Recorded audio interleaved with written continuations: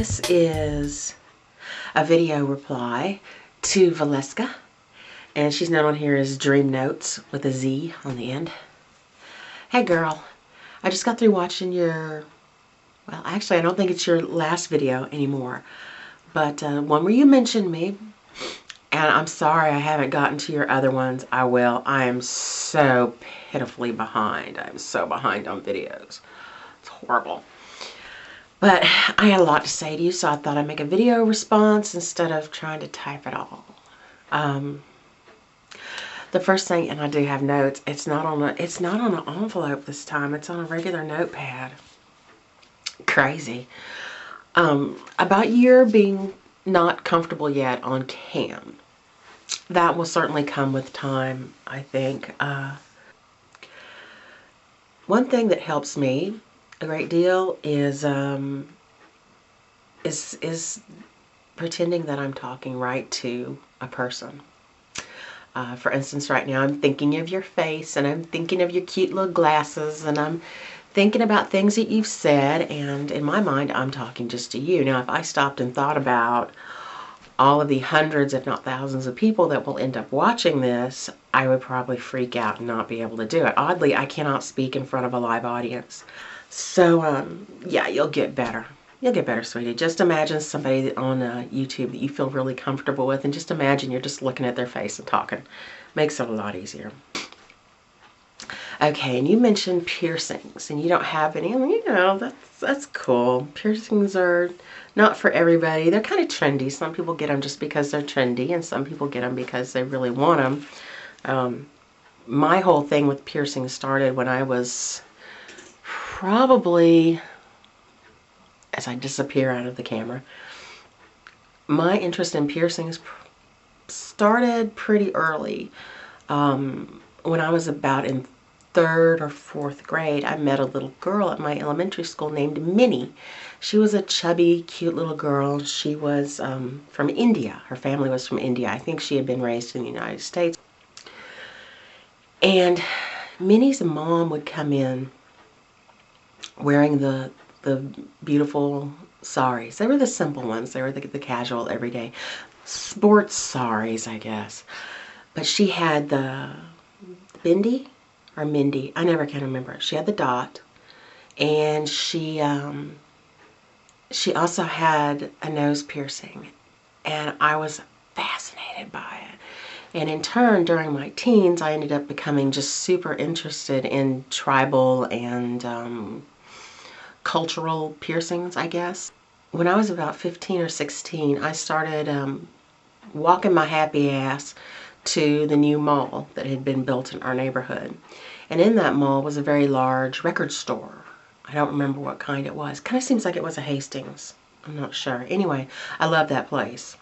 It was kind of dark and full of good records and kind of weird people. And I loved it. And it was my first introduction to sort of alternative people. And I really, for the first time, I felt really at home around these people. And I knew I had found my pack.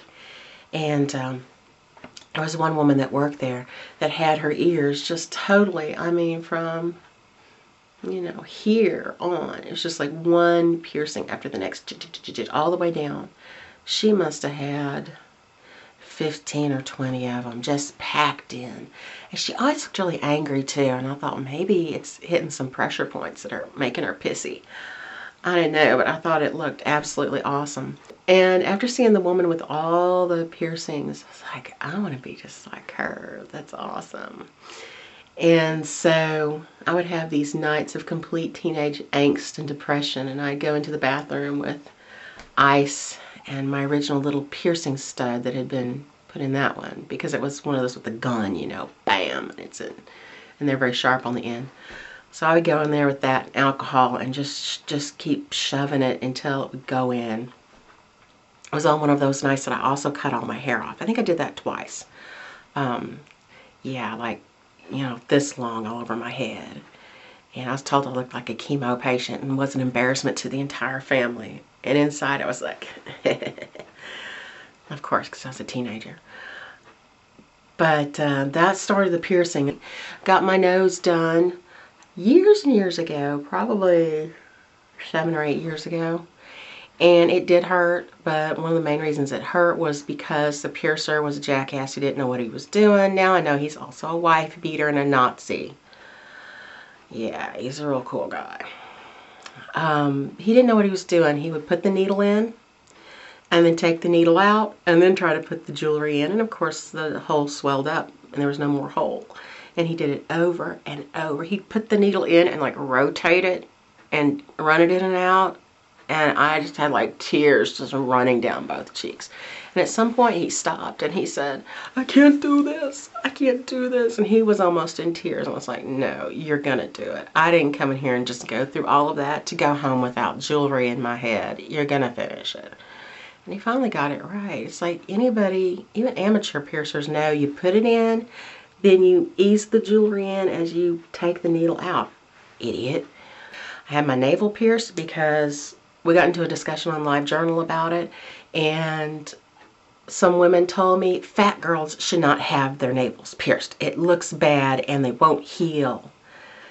And so of course that was a direct challenge to me to go and get my navel pierced, which I did, and it healed in half the time that is expected for a navel piercing. So to those girls, they know who they are.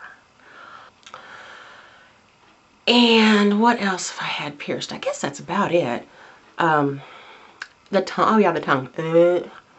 I got that one done a little over a year ago when I was in Michigan visiting my friend Bad Faye. And she went with me, and it hurt. I kept biting my tongue to try to see what it would feel like to get my tongue pierced.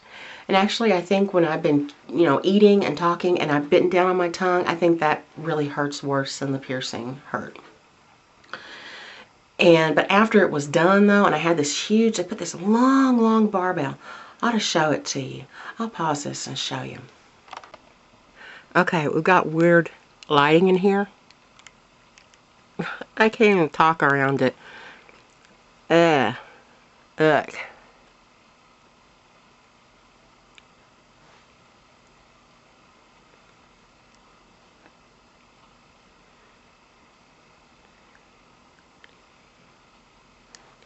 Okay.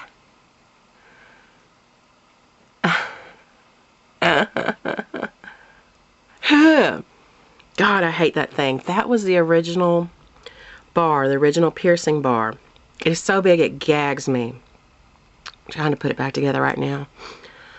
I dropped the ball end off of my normal one. But this is what they put in. I'll just spit a little too. That was cute. This is what they put in because the tongue swells so much when you first get it.